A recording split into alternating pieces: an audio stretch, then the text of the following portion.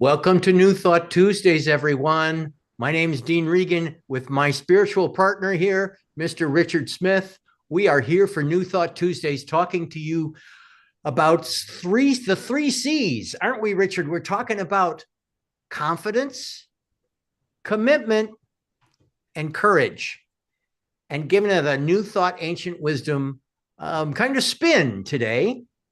How are you doing, Mr. Richard Smith? Right. Whenever you say confidence, commitment, and courage, you get to the courage, and I think of the Wizard of Oz and the lion. Yes. Uh, just courage, getting the Courage. courage. And sometimes you have to go through certain experiences, like they had to go through in the Wizard in what was it with the Yellow Brick Road, the Follow the yellow brick road to the yeah Emerald City. Emerald City, and so they had to take the journey in order to get the courage and everything else that they had to get in um, you know, for that to happen. Yep. Anyhow, I just thought I'd bring that up because we're on a journey here, Dean. We We're are on a on a journey journey. today. We're all on our own journey, and there is a power and a presence that is ever present, and that's part of what we have faith in New Thought, Ancient Wisdom, and it just kind of comes. Have you ever had a moment where you knew needed to make a change, but fear or doubt or worry or hesitation just kept you back? There was a sense of, uh, uh, I don't think I can do this.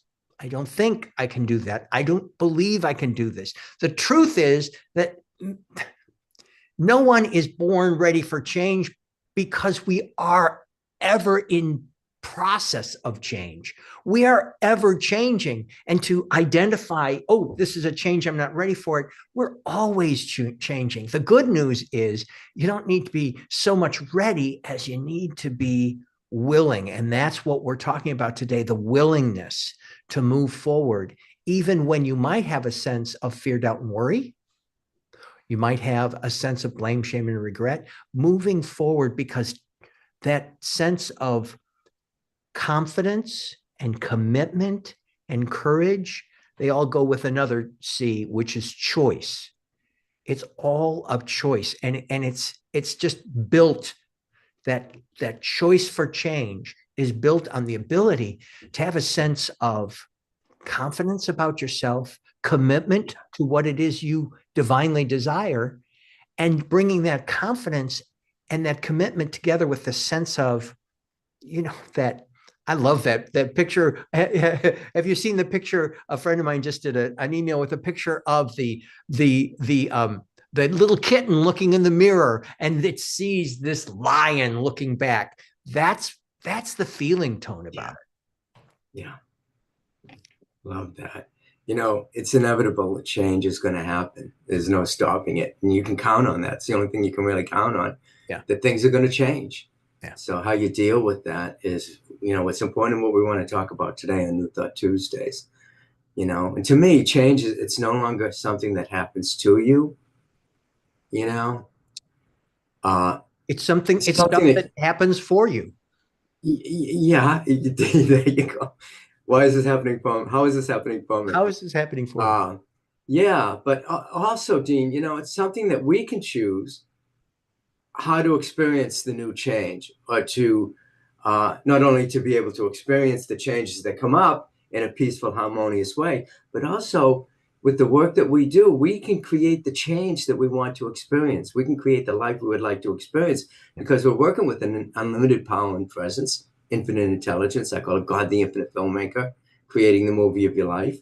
And that when we're working with that unlimited power and presence, it's within each and every one of us. And when we use it, we can create, in different processes we use, we create the life that we desire to be living through visioning, through meditation, through tapping, through getting in the vibration of the thing that we want to experience. And then one of the other things too is to take action and act as if you have, so you may receive.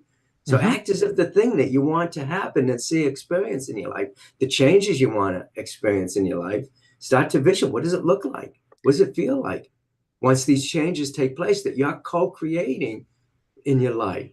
And so we're not victims. we're co-creators. We're using unlimited power and presence to create that. And that's how I deal with the change, knowing that it's all for my highest good too.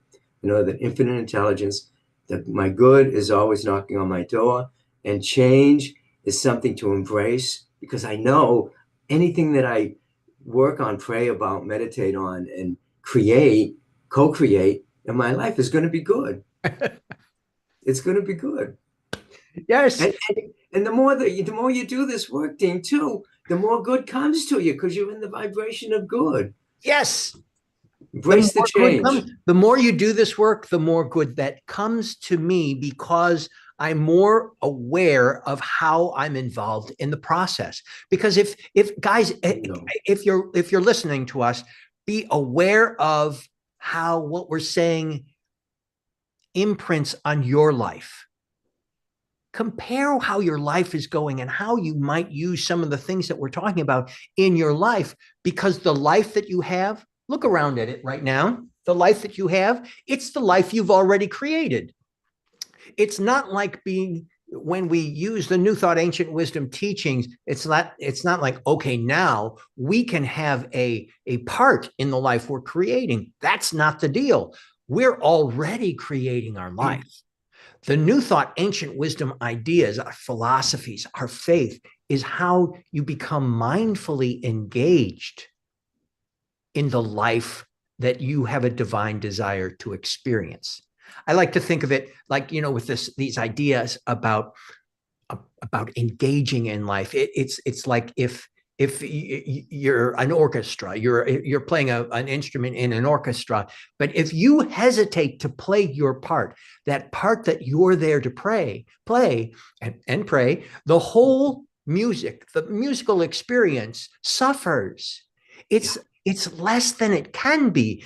It's perfect as it is, but as you bring your own sense of confidence and commitment, I am, I desire to the process, it enhances the music of your life. So then when you're committed to the notes that you're playing and you trust in that rhythm of life, and then you play those notes with a sense of confidence, which may include joy, may include sorrow, may include whatever that aspect of who you are in your playing of life. This is how the whole symphony of your life transforms. So Exactly. let's start off. That's true. Let's focus on that sense of confidence. That the sense of confidence. A lot of people say, if all I had was confidence, that'd be really great. Well, I happen to believe in, and a good friend of mine brought this up to me. Rick Tamlin talks about this.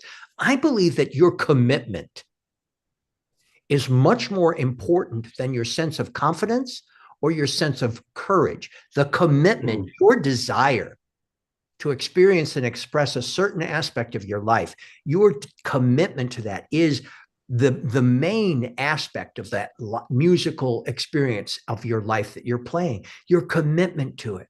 Sometimes we just don't have the confidence or the courage yet. It's the commitment to say, I'm going to show up no matter what. But in this aspect of confidence, it's not about knowing everything. It's about trusting that unseen side of life and stepping into it. Yeah, not about knowing everything. And it's not about relying on yourself, too, with all of your limitations. Me, I have zero confidence in myself. I do. I have zero confidence in myself. And it's not about trusting in myself to get the job done. It's trusting that there's something greater than me working in and as and through me, and I can rely upon that. That gives me the strength and the confidence to move forward. Because if I relied on my own confidence with all of my lack and limitation and the way I think sometimes can really take you down. Thoughts become things. Sometimes my thoughts will take me down. And I have to let go of those thoughts and get back to the thought and the idea that it's not just me that's creating this amazing life. It's the power and the presence within me that I can rely upon. Ernest Holmes teaches that spirit holds nothing back, and it's always seeking a fuller expression in, as, and through each and every one of us. And so it wants to express itself, and I always talk about the screenplay for your movie called Life. There's a screenplay for your movie called Life that was created by the infinite filmmaker that's perfect, whole, and complete. There's nothing missing from it. So why are we using the screenplay that we're all messing up with our negative thoughts and our fear and our doubt and our worry, instead of going and using the screenplay that the infinite filmmaker created for us that's perfect, whole, and complete? And when we start to get a vision of what that screenplay is all about, then we can start taking steps, relying upon this power and presence within each and every one of us to create the life we desire to be living. It's really very, very simple. I know with the work that we do, Dean, on New Thought Tuesdays, it really helps me out, because sometimes during the week I lack that confidence and I need to move forward. And when we start getting together and talking about this, well, what are we going to talk about this week? Well, I'm not feeling very confident. Well, let's do something on confidence. Dean would say, what are you feeling today? And so, it's like you need to do this work over and over and over again in order to, build your faith in yourself and in the power and presence within you. Anyway, so to me, that's what the whole confident thing is about. That faith. Oh, I'm just going to tickle you here on this, Rich. Since you're the Zoom host, we've got some more people that have shown up for the inner circle. Would you let them in, please? Sure. So let's move on to that sense of commitment. Commitment. My friend Richard Smith has a tremendous commitment. He has a tremendous commitment to his family. He has a tremendous commitment to this New Thought, Ancient Wisdom teachings. And he has a tremendous commitment to a sense of peace and in our democracy. And so this sense of commitment that you have, Rich, is one of the reasons one of the places in life that I see someone who is really focused on that which they divinely desire, committed to a vision, and that the universe shows up in a certain way, conspiring to meet. And even, okay, so even just a few minutes ago, you said, I don't have a lot of confidence in myself. And actually, what you said was, I don't have a lot of confidence in myself. There was a very neutral feeling tone about what you said. And I know Rich very well, and I know from where you're coming there, but you were not Richard bashing. You're saying, confidence is a place where I have a divine desire to express a more of a sense of confidence in that. Your point of view was not from a negative pushing against. It was, I have a divine desire to have more confidence. And that whole feeling tone is part of what I see as that how you've trained yourself. Like there's that Holmes quote that Holmes talks about: trained thought is more powerful than untrained thought. And the one who gives conscious power to his thoughts should be more careful what he thinks than the one who does not. Yeah. Be more mindful. That's where this commitment comes in, to be committed to saying, hey, this is what I would like in life, and I'm committed to it. In my case, I'm committed to living in concert with life, my ministry. I'm committed to my family. I'm committed to music. I'm committed to health and wholeness. I love nature. These are things that are part of my commitment. And what we're encouraging, as you guys are paying attention to us on social media, go and write down one thing that you're avoiding and take one small step toward it today, not tomorrow. Write down something that you're avoiding. Okay, for me, I've been avoiding, I've been working on some music theory. I've been avoiding that. My small step is to take more confidence in my expression and my understanding of music theory. That's what we're encouraging you to do, is something that you have some sense of resistance toward or lack of commitment to. write it down and say, I'm going to take one small step today, again, not tomorrow, toward this. Yeah, you know, it was Lao Tzu who said, a journey of 1,000 miles begins with the first step. You have to take the first step. Yeah. You know, for me, commitment is where the faith becomes the action. You know, you talk about me, I have my spiritual coalition for entertainment professionals, Right. and that, you know, I am committed to that. But the only reason I'm committed to that is because that is, I believe that's my dharma at this point, that I've been chosen to do this. You know, in prayer, I went and I said, you know, I asked, you know, please guide me, tell me what to do, because I'm really upset about what's going on in this country. And I just don't know what to do. And then all of a sudden the vision came up, Spiritual Coalition for Entertainment Professionals, because that's what I work with, entertainment professionals. And all of these things started coming to me. It's like, it's just flooded in visions and images and text to put down a website and building a website. Everything just came, and the right people, places, and things are starting to show up because I'm in alignment with my calling, and therefore I can have commitment to it. I'm committed to it, you know. And once I recognize that infinite intelligence is speaking through me and through my desires of what I want, then I can decide whether I want to answer that call. Do I want to pray and meditate and get a response and say, nah, that's probably not going to happen. I have fear, doubt, and worry. I can't do that. I have less confidence in myself. But yet you can open up and say, oh, okay, I feel like I'm being called. This feels good. And like you were saying, Dean, it's like sometimes you hesitate to work on something that you know you should be working on. However, if it excites you, you're going to work on it. You're going to work on it. And this excites me. And this is nothing's going to stop me because I'm so excited about this vision that was given to me. You can also be in the Right. midst of something that excites you and have some consternation, some concern about, I don't know, or I'm not confident in that way. I have no courage. And what my friend Rick Tamlin would talk to you about and say is, don't worry about the confidence. Don't worry about the courage. Don't worry about anything. You're committed. Show up, do something, ready or not. Don't feel like you have to be absolutely expert, absolutely prepared. Show up and do something in line with your commitment, in line, as we would say, with your divine desire.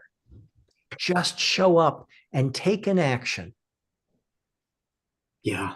Don't um, don't bridle yourself with that sense of it has to show up in a perfect way.